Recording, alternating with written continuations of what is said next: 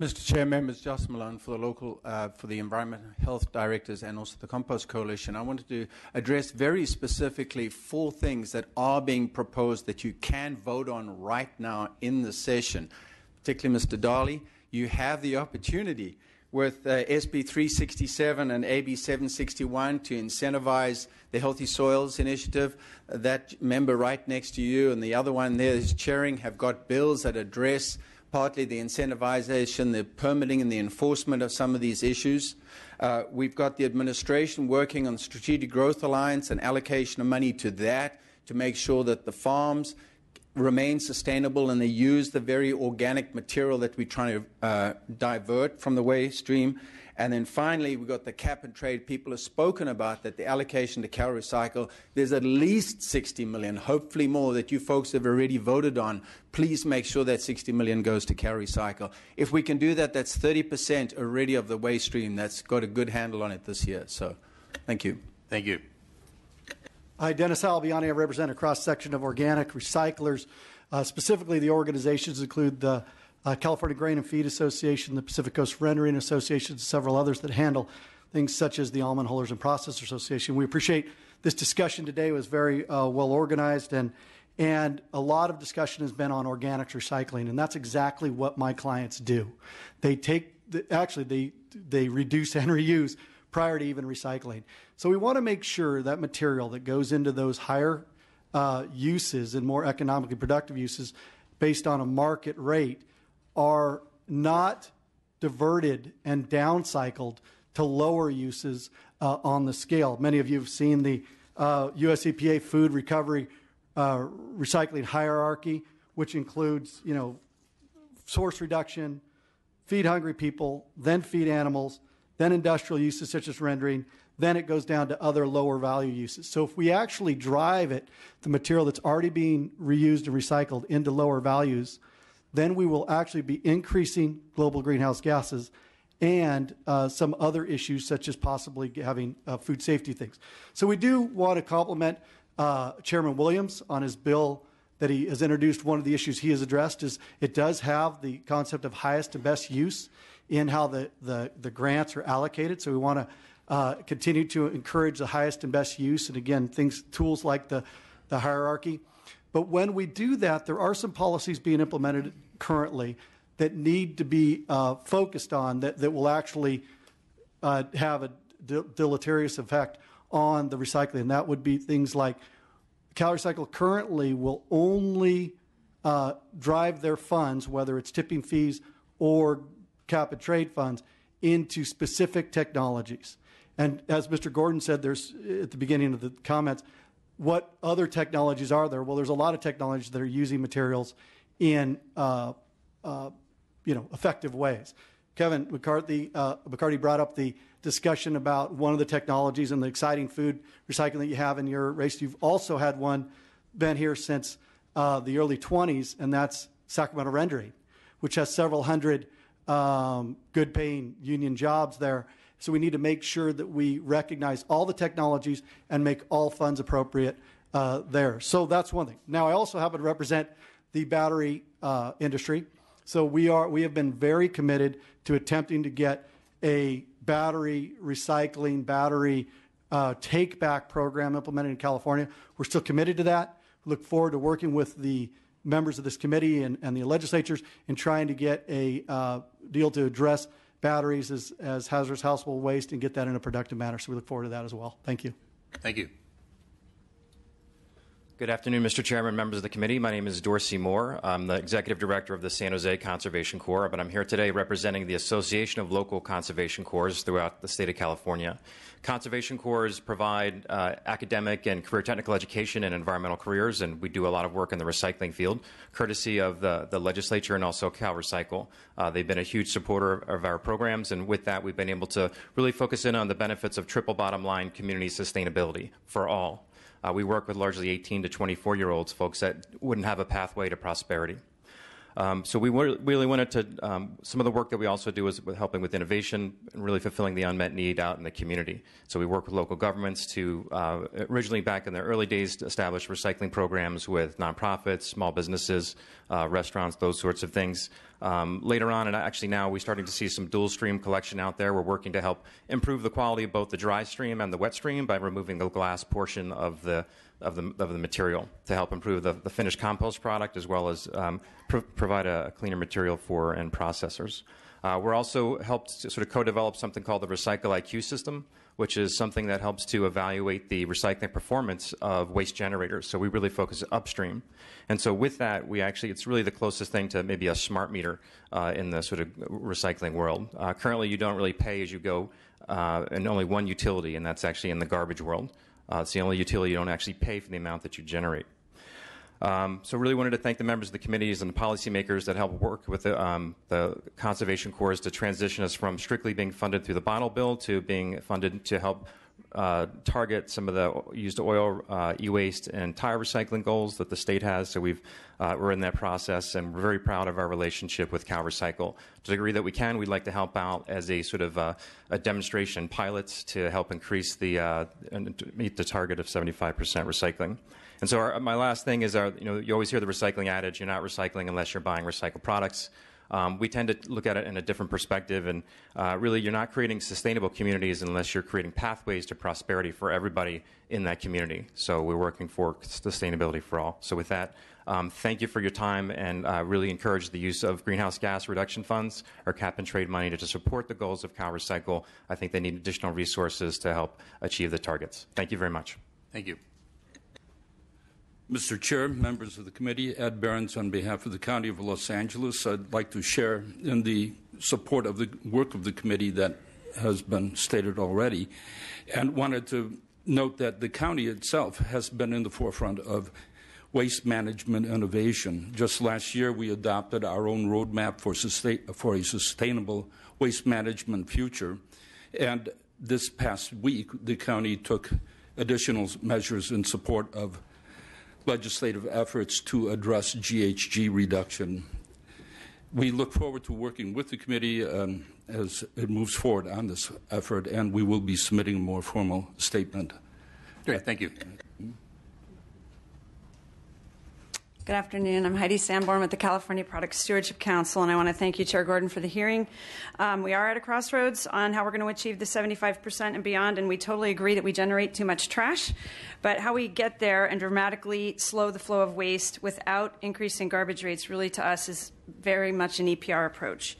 At its core, EPR is a sustainable funding mechanism, not only for the recycling infrastructure, but for CalRecycle and for local governments. And as Mr. Murray mentioned, EPR does work very well. It works very well all over the world for a wide variety of products, including pharmaceuticals, appliances, pesticides, et cetera. And paint here in California, we think, is working very well and made it much more convenient to recycle paint in California. But the devil is in the details of these bills, and we like CalRecycle's legislative checklist on what makes a good EPR bill. But carpet did not have some of those components in the bill, and we are left with the result of that situation. The choice really is, do we pass well-constructed EPR bills, like members Gordon Williams, AB 1159 for batteries and sharps, or revert back to command and control systems? So we look forward to being part of this important discussion into future workshops. So thank you very much. Thank you. Good afternoon. My name is Calla Rose Ostrander. I am a climate change consultant. I actually work with the Rathman Family Foundation. And I just wanted to address Mr. Dolly's question about greenhouse gas impacts associated with transportation, and then John's comment about fuel use. This is actually a big issue, as many of you know who are familiar with the composting industry. And that's why I think it's so important that this group looks at funding for infrastructure. Where you locate those new facilities is going to have a big impact on both how organics get processed and the impact of getting those organics to the processing sites, but also the resulting product back out into surrounding markets. So I think we have a really huge opportunity right now in the state as we take a look at all of this to figure out, okay, we need funding for 100 new facilities, as we've said. where would those facilities go strategically? How could we make the best use of that funding? And we also brought this up with the Water Board, but thinking about not only existing infrastructure, but this future infrastructure, decentralized infrastructure, infrastructure that can serve underserved communities, infrastructure that can collect both agricultural and landfill diversion in terms of organics. These are all things we hope you all will consider going forward. The maps that you have actually look at both urban and agricultural organics production and existing facilities and show there's a concentration of where you're seeing material production, also where there's a need for that material in terms of markets. Ag is the biggest market for compost. So if we can get funding online, there's a really great conversation we can have about where to put infrastructures that we maximize both economies around fuel and greenhouse gas emissions. Thank you. Okay, thank you. Mr. Chairman and members of the committee, my name is John Dane. I'm the Executive Director of the California Resource Recovery Association. We support the objectives and the work of this select committee. We look forward to our opportunity to work with you in the future. We recently had our annual conference in Los Angeles, and among a variety of great speakers, we had an outstanding speaker in John Wick. So some of those who did not see the pictures today in our audience did see them last week. And thank you very much for an outstanding presentation. And by the way, he did get us 2 standing ovations during his presentation. And in fact, someone yelled, "You can talk all day," which we've never heard before in any of our conferences. The one point I'm going to make is we worked earlier this year with not only Cal Recycle, but 2 other state agencies, the California Pollution Control Financing Authority and the IBank, the Infrastructure and Economic Development Bank. And in both Southern California and Northern California, we put on workshops, funding workshops related to AB 1826. And we found, even when we were at our conference last week, those seeds that we planted in the spring are continuing to germinate. We had folks mention to us that both municipalities, consultants, and funders had thought for a number of months about this. This is becoming more ripe, more pertinent, and the information we imparted then seems to have had a significant impact. We want to continue to do that, but I did want to point out there's more than one state agency that has grants, loans, and other types of financial tools that would be beneficial in this process. We're supporters of at 199, 1063, 901, and other similar bills, and we look forward to providing future support. Thank you very much. Okay, thank you. Good afternoon. I'm Linda Escalante, Policy Advocate for the Natural Resources Defense Council, or NRDC. Thank you so much for holding this. Very important. I'm actually very familiar with the subject because I've worked with the Don't Waste LA Coalition on the Zero Waste franchise in LA. I recommend that you guys check out all the work and the latest reports that they've done in terms of jobs, as well as diversion rates. There are a few points. Everybody has kind of made most of them, but in terms of source reduction, decreasing packaging and decreasing single-use and disposable products is very important. And also public education, sort of thinking about the life cycle of all products every time we go and purchase something. Also to keep in mind is that 40% of the food produced in the United States is actually wasted, which is very unfortunate. So the reduction up front of food waste is also very important. So in terms of, donations, food banks, sort of more localized, forms of distributing the food and consuming it as opposed to just throwing it away. Diversion, it's very important to have clean feedstocks. So the less, the mixed waste, the better. This increases the opportunities for remanufacturing, and it also creates safer jobs. The separation of mixed waste, I don't know if you guys ever seen to go into a facility, but it's actually one of the most dangerous jobs, and of course mostly done by low-income people of color in the state. Producer responsibility, very, very key. Environmental costs are being externalized, especially with the single-use and disposable products. And obviously there's very little of that, so we think it's very important. The farm-to-soil piece is very significant, I think, especially in the spirit of drought. It's a very important connection to, drought resiliency, food security, and, soil revitalization. That way we also prevent the dust issues that, the Central Valley, certain regions are suffering from. But we'd like to sort of think of composting first. The cleaner the feedstock, the better.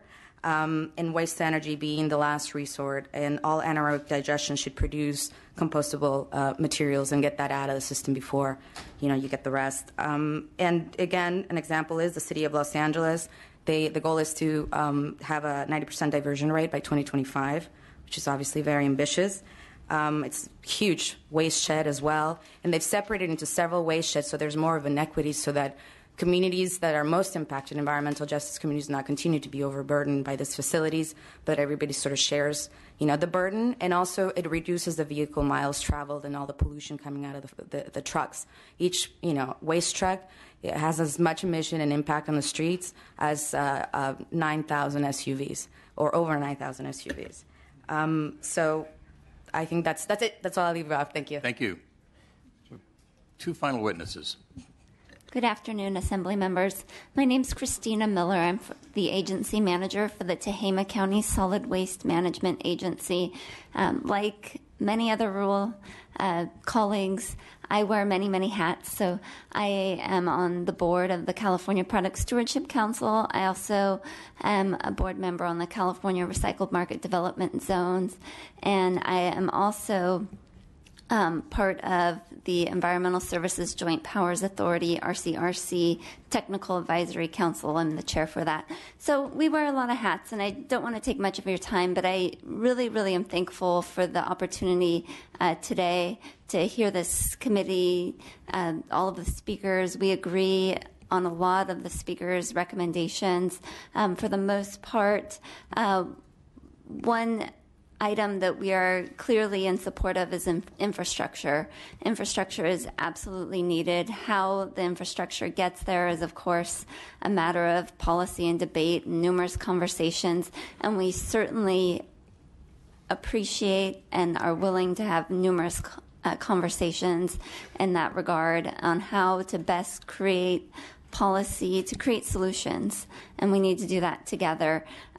Infrastructure can be created through grants, loans, incentives. There's many different opportunities that are available that you are all aware of, but we all want to create the best approach. And then secondly, through EPR. EPR is a good approach for many, many different waste types. It's a good solution, but we need bills that are written well, that have all of the necessarily wording in such so that we have good results. And we can do that as working as a team, and I think that's the ultimate solution, is working as a team. So thank you, and we look forward to working with you in the future. Thank you. Good afternoon. My name is Rob Hilton with HF&H Consultants. We work for about 300 California local governments. And I wanted to thank the committee for having this discussion. This is the right discussion to be having on these issues right now, and you heard from some great speakers. I did notice there were a couple of things missing from the conversation. One of them is franchises. The speaker two before me was the first one today to mention franchises, and they're the engines that make this work. The chair asked if the industry was ready to make the investments necessary to get the infrastructure on board, and the answer to that is franchises. Industry goes to their bankers with a franchise agreement. And so as you develop policy and enact legislation, like you did with 1826, being thoughtful about phasing in requirements over time so that you protect those delicate relationships between local governments and their franchisees. You heard from Mr. Smithline earlier that recycling won't be competitive with waste. And that's not about whether the state charges a $1.40 tipping fee or a $5 tipping fee or a $50 tipping fee.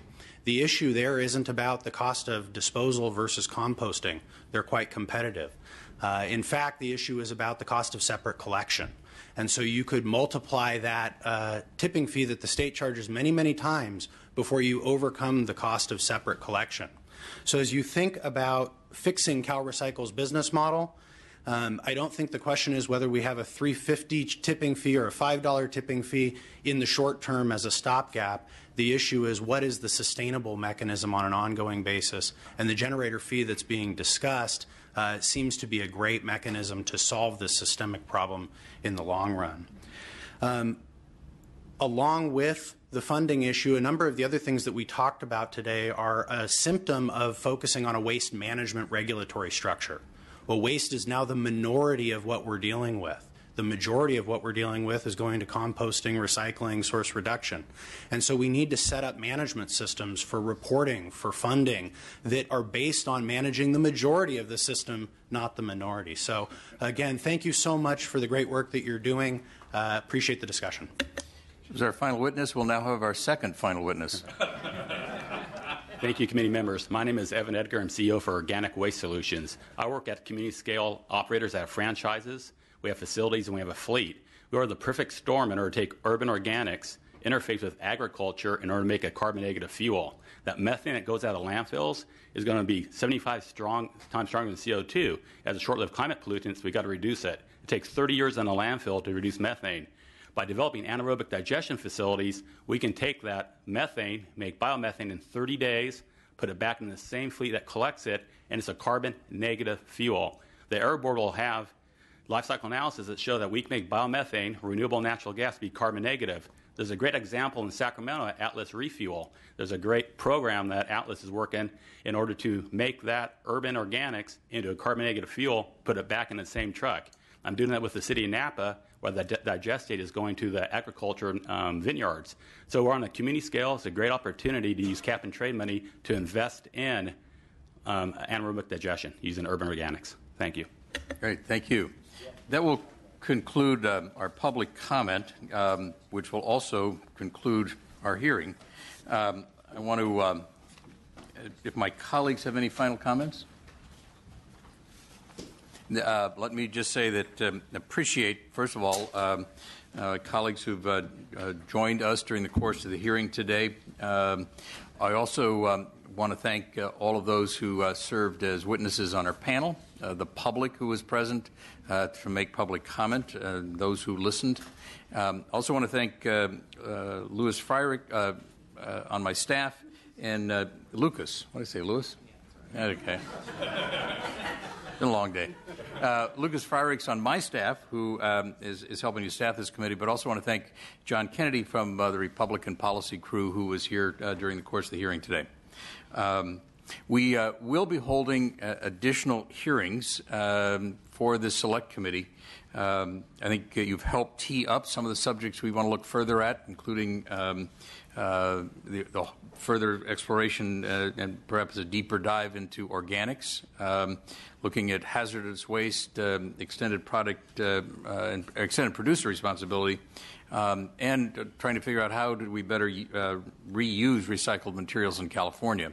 The Select Committee is charged with providing a report back to the legislature on the information that we discover and perhaps making some suggestions about how we can move California forward towards achieving our goal of a 75% reduction in waste. With that, we'll draw this hearing to a close, and we will be adjourned.